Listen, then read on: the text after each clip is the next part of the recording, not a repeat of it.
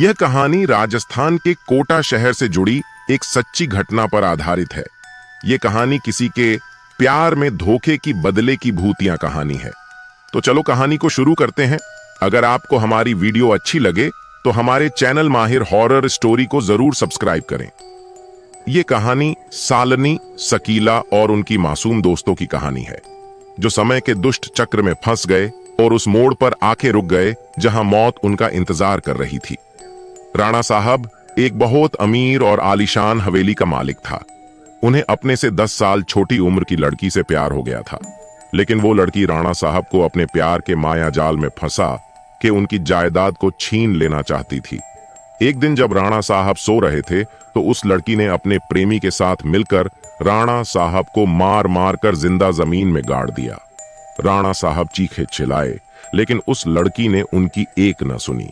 बाद में राणा साहब ने मरते मरते श्राप दिया कि मैं किसी को नहीं छोड़ूंगा, हर प्रेमी को मार दूंगा। जिस तरह मेरे साथ धोखा हुआ है, मैं हर प्रेमी को मिटा दूंगा, मैं सबको मिट्टी में मिला दूंगा। और राणा साहब की मौत हो गई। उन दिन के बाद वो जगह और वो हवेली श्रापित हो चुकी थी। वहां जो भी जाता था वो कभी भी वापस नहीं आ पाता था। आज भी राणा साहब की प्रेतात्मा उस हवेली में घूमती रहती है।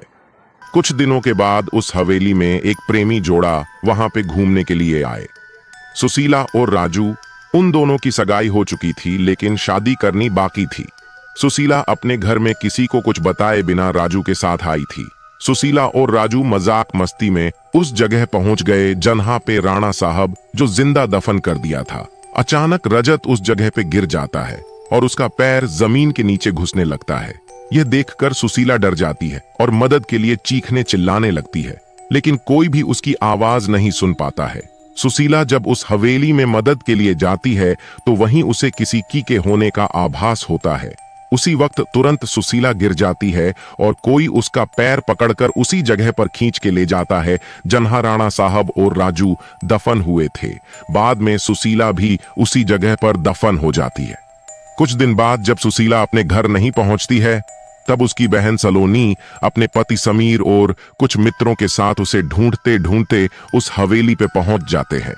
समीर एक पैरानॉर्मल एक्टिविटी का एक्सपर्ट है। जब वो सब उस हवेली पर पहुंचे तब समीर को पता चल गया कि यहाँ पे किसी बुरी आत्मा का वास है। उसने सबको सूचित कर दिया। उसी रात को उन सभी के साथ कुछ अजीबोगरीब घटनाएं होने लगती हैं, जैसे कि नल से पानी निकलना, बेडरूम में मिट्टी का आ जाना, रूम की खिड़कियां का अपने आप हिलने लगना, किसी के रोने और चिल्लाने की आवाज आना। ये सब देखकर वो सभी डर जाते हैं और उनमें से एक भागने की कोशिश करता है, लेकिन राणा साहब की प्रेतात्मा उसे भी जिंदा दफन कर देता है। दूसरे दिन जब उन लोगों को पता चलता है कि उनका एक साथी गायब है, तब वो लोग और भी ज्यादा डर जाते हैं। लेकिन समीर बताता है कि हमें यहां से बाहर निकलना है तो हमें उस आत्मा को बुलाना होगा और उससे पूछना होगा कि वो आखिर चाहती क्या है। डर के मारे सभी लोगों ने समीर की बात मान ली और आत्मा को बुलाने के लिए तैयार हो गए।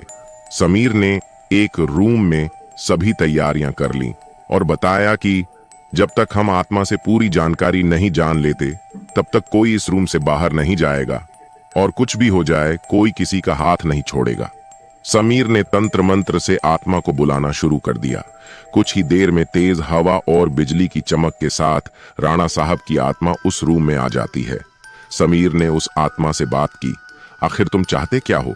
तुम लोगों को क्यों मार रहे हो? कौन हो तुम?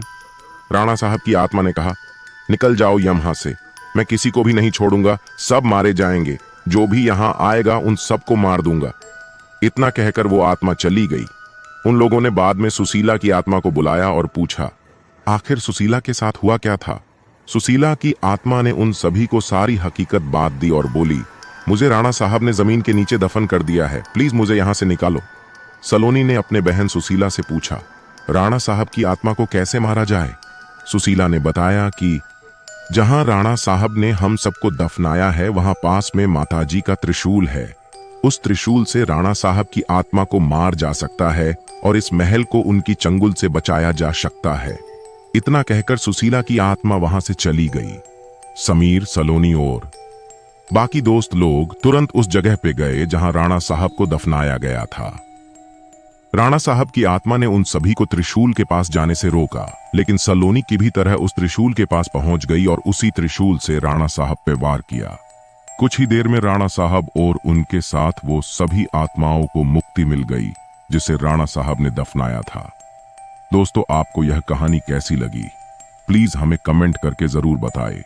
अगर आपको हमारी वीडियो अच्छी लगे तो हमारे चैनल माहिर हॉरर स्टोरी को जरूर सब्सक्राइब करें।